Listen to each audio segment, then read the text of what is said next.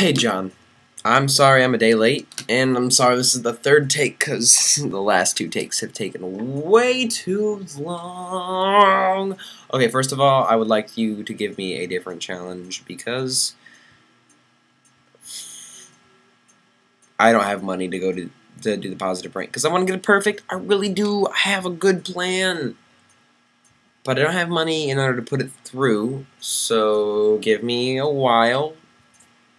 And I'll do it. I promise. I'll even do two on one day, just for you. Okay, so let's get to the subject today. Today the subject is thinking, and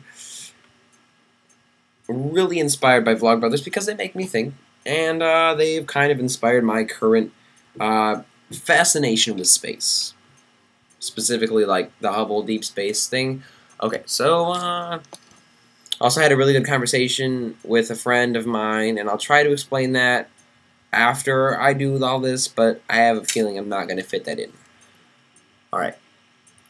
I'm a heavy believer in the universe, in existence and non-existence, and what there is and isn't. I am a heavy non-believer in your God. I am a believer in what lies beyond us and what lies behind, and why and how not, and the fact that we are here for a reason. That some of us can connect to others or the past, and others connect them to themselves or the future, or how I can connect to what we can connect to. One who observes. Is that all I have? I believe not. But I hope others can believe in something that isn't the God most recognized. I hope some others put thought. I believe others can put more thought into their beliefs. Because, my friends, fact outweighs fiction. Because love outweighs hate, and thought outweighs just faith alone. Everything has a partner and something to go along with it. But some just don't believe. Something I wrote a few minutes ago. So basically the rundown is, I believe in the multiverse, the universe, all that exists, and all that not exists, or that all that does not exist. And that there is non-existence, there is existence, there is a part of the universe we will never touch, there is a part of the multiverse we will never touch. There are multiple multiverses in multiple dimensions. And there is a possibility for everything to be infinite, but at the same time everything to be so minuscule, and that there are things that make up electrons and neutrons and protons, which happen to be called quarks, and that there are something smaller that makes up quarks, and there are things that make us up, and that they are small, so that makes us big. But we are also small in comparison to our population, our humanity, what we are as a species, what we are as a planet, as a solar system, in a galaxy, in a universe, in the multiverse, in the dimension, in whatever's bigger than dimensions, whatever's bigger than that, whatever's bigger than existence, existence and non-existence, and the things in between. It's all interesting to think about. So, I'm going to get to my conversation. So, I want people to think through their ideas of faith and what they believe in. I want you to think, why do you believe what you do? Why does anyone who watches this video, why do you believe what you do? Tell me why you believe what you do. If you have the means and you are very committed to it, tell me why you believe what you do. Why does anyone believe what they do? Why? I don't understand. I know the reason I believe in what I believe in is because I put thought behind it. Because who says there's a limit? Nothing tells us that there is a limit for anything in the world. That there is no limit.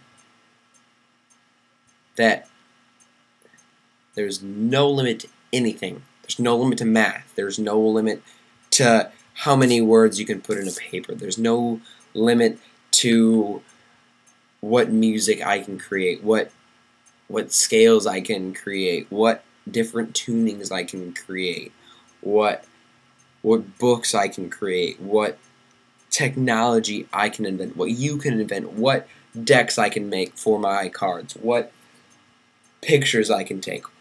There's no limits. The limits you put, or the limits that are there, you put yourself. So why do people put a limit on their faith? Why do people okay, I'm going to follow this because I was raised this way? Why? Why must you go with everything that you're given as a child? Why must you just follow blindly Christianity? I don't understand. I want to know why people choose this faith. Not because their parents were there. Not because they were indoctrinated as a small child. But has anybody ever put so much thought into it to research every other religion in the world? To research the small religions, the things that pagans, the Egyptians, which are very similar to Christians, might I add. Horus is almost a spitting image of Jesus, or Jesus is almost a spitting image of Horus, who was sold, Jesus had 12 disciples, Horus had 12 brothers, okay? 12 brothers and sisters, I believe. They were both born on December 25th. They both fell and rose again on the spring equinox. They both did that. I'm telling you right now, they both did. I don't know. There's so many more continuities between religion. Why must people follow blindly?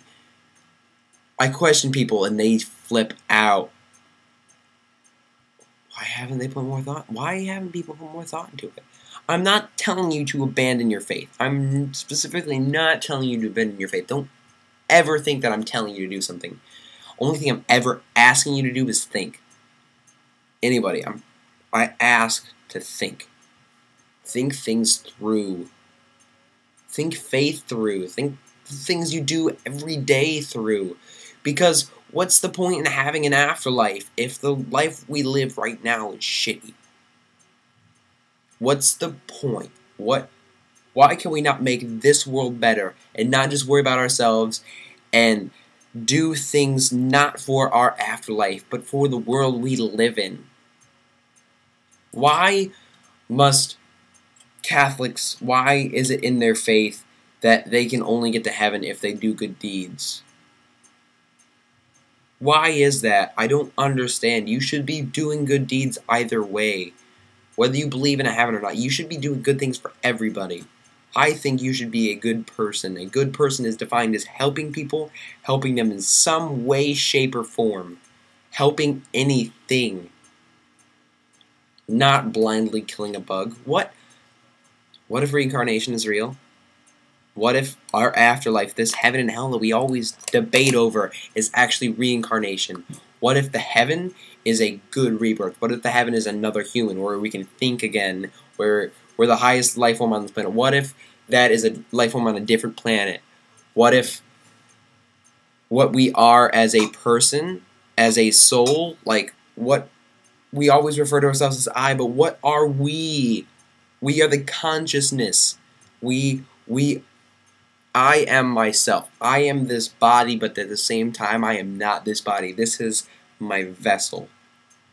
This body is what I see through. It lets me into this world. It lets me into existence. It lets whatever soul or consciousness I have inside me here. And then eventually I'll be out of this existence. And I'll move on to something else. But I'll still be here because everything I do, every little action I do will be carried on in someone. Because I help people, because I want to help people. And that way you never die. Even if there is a hell, and I will be sent to that hell, I will never fully die. I will never fully be in hell because I know part of me is in everyone I affect. Everyone that's ever been in my life, I affect. And I become a part of them. And that little part of them affects someone else. So you never die. No one ever dies. You move on. Death is an illusion. These are illusions that we put in our way. These are limits we give ourselves. Why must we give ourselves limits?